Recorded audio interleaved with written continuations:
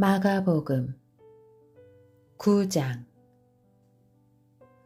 예수께서 그들에게 말씀하셨습니다. 내가 너희에게 진실로 말한다. 여기 서 있는 사람 가운데 죽기 전에 하나님 나라가 능력을 떨치며 오는 것을 볼 사람이 있다. 6일 후에 예수께서 베드로, 야고보, 요한만 따로 데리고 높은 산으로 올라가셨습니다. 그런데 예수께서 그들 앞에서 모습이 변하셨습니다.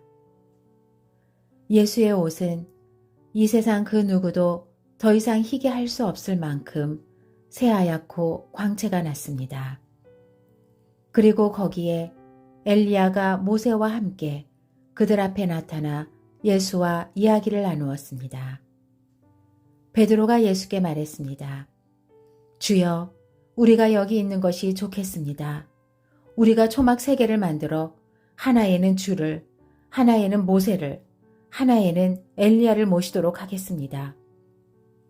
모두들 몹시 두려웠기 때문에 베드로는 무슨 말을 해야 좋을지 몰라 이렇게 말했습니다. 그때 구름이 나타나 그들 위를 덮더니 구름 속에서 소리가 들려왔습니다. 이는 내 사랑하는 아들이다. 그의 말을 들으라. 그 순간 그들은 주위를 살펴보았습니다. 그러나 그때는 이미 아무도 보이지 않고 오직 예수만 그들과 함께 계셨습니다. 산을 내려오시면서 예수께서 제자들에게 단단히 일러두셨습니다. 인자가 죽은 사람 가운데에서 살아날 때까지는 지금 본 것을 아무에게도 말하지 말라. 제자들은 이 일을 마음에 새겨두면서도 죽은 사람 가운데서 살아난다는 것이 무슨 뜻인지 몰라 서로 물어보았습니다. 제자들이 예수께 물었습니다. 왜 율법학자들은 엘리야가 먼저 와야 한다고 말한 것입니까? 예수께서 대답하셨습니다. 참으로 엘리야가 먼저 와서 모든 것을 회복시킨다. 그런데 왜 성경에는 인자가 많은 고난을 받고 멸시를 당할 것이라고 기록된 것이냐? 내가 너희에게 말한다. 엘리야는 이미 왔다. 그런데 사람들은 그에 대해 성경에 기록되어 있는 대로 그를 자기들 마음대로 대했다. 그들이 다른 제자들에게 돌아와 보니 그 제자들이 많은 사람들에게 둘러싸여 율법 학자들과 논쟁을 벌이고 있었습니다. 사람들은 모두 예수를 보자마자 몹시 놀라며 달려와 맞이했습니다. 예수께서 물으셨습니다. 무슨 일로 이렇게 논쟁하고 있느냐? 무리 가운데 한 사람이 대답했습니다. 선생님, 제가 아들을 데려왔습니다. 그 아이는 말 못하게 하는 더러운 귀신이 들려 있습니다. 귀신이 한번 아이를 사로잡으면 아이가 땅에 거꾸러집니다. 그러면 아이는 입에 거품을 물고 이를 갈면서 몸이 뻣뻣하게 굳습니다.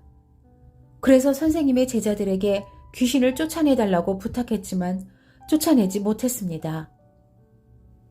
예수께서 말씀하셨습니다. 이 믿음 없는 세대야, 내가 언제까지 너희와 함께 있어야 하겠느냐? 내가 언제까지 너희에게 참아야 하겠느냐? 아이를 데려오라. 그러자 그들이 아이를 예수께 데려왔습니다. 더러운 귀신은 예수를 보더니 곧 아이의 몸에 경련을 일으켰습니다. 아이는 땅에 거꾸러지더니 입에 거품을 물고 뒹굴었습니다. 예수께서 아이의 아버지에게 물으셨습니다. 이 아이가 언제부터 이렇게 됐느냐? 그가 대답했습니다. 아주 어릴 때부터입니다. 귀신이 아이를 죽이려고 여러 번 불 속에 내던지고 물 속에도 빠뜨렸습니다. 그러나 선생님께서 어떻게든 하실 수 있다면 제발 우리를 불쌍히 여기시고 도와주십시오. 예수께서 말씀하셨습니다. 하실 수 있다면 이 무슨 말이냐? 믿는 사람에게는 모든 일이 가능하다. 그러자 곧 아이의 아버지가 소리쳤습니다. 내가 믿습니다. 믿음이 부족한 나를 도와주십시오. 많은 사람들이 이 광경을 보려고 달려오는 것을 보시고 예수께서 귀신을 꾸짖으셨습니다. 듣지 못하게 하고 말 못하게 하는 귀신아, 내가 네게 명령한다. 이 아이에게서 나와 다시는 들어가지 마라. 더러운 귀신은 소리 지르며 아이에게 심한 경련을 일으키더니 나갔습니다. 아이가 죽은 것 같이 돼 누워있자 많은 사람들이 수군거렸습니다. 아이가 죽었나 보다. 그때 예수께서 아이의 손을 잡아 일으키셨습니다. 그러자 아이가 벌떡 일어섰습니다.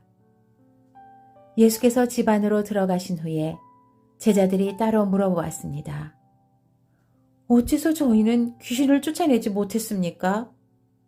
예수께서 대답하셨습니다. 이런 귀신은 오직 기도로만 쫓아낼 수 있다. 그들은 그곳을 떠나 갈릴리를 지나가게 됐습니다. 그러나 예수께서는 자기 일행이 어디로 가는지 사람들이 모르기를 바라셨습니다. 이는 제자들을 가르치고 계셨기 때문입니다. 예수께서 그들에게 말씀하셨습니다. 인자는 배반을 당하고 사람들의 손에 넘겨져 죽임당할 것이다. 그러나 3일 만에 그는 다시 살아날 것이다. 그러나 제자들은 그 말씀이 무슨 뜻인지 깨닫지 못했고 두려워서 예수께 묻지도 못했습니다. 그들이 가버나움으로 갔습니다. 집안에 계실 때에 예수께서 제자들에게 물으셨습니다. 오는 길에 너희끼리 왜 논쟁했느냐? 그러자 제자들은 말이 없었습니다. 그들은 길에서 누가 가장 큰 사람이냐 하는 문제로 다투었기 때문입니다. 예수께서 자리에 앉으시면서 12 제자를 불러놓고 말씀하셨습니다. 누구든지 첫째가 되려면 모든 사람의 꼴찌가 돼야 하고 모든 사람을 섬기는 종이 돼야 한다. 예수께서 한 어린아이를 데려와 그들 가운데에 세우셨습니다. 그리고 아이를 팔로 껴안고 제자들에게 말씀하셨습니다. 누구든지 내 이름으로 이런 어린아이 하나를 영접하는 사람은 나를 영접하는 것이고 누구든지 나를 영접하는 사람은 나를 영접하는 것이 아니라 나를 보내실 분을 영접하는 것이다. 요한이 말했습니다. 선생님, 선생님의 이름으로 귀신을 쫓아내는 어떤 사람을 보고 우리를 따르는 자가 아니어서 우리가 그에게 하지 못하게 했습니다. 예수께서 말씀하셨습니다. 못하게 하지 마라. 내 이름으로 기적을 행하고 나서 바로 나를 욕할 사람은 없다. 누구든지 우리를 반대하지 않으면 우리 편이다.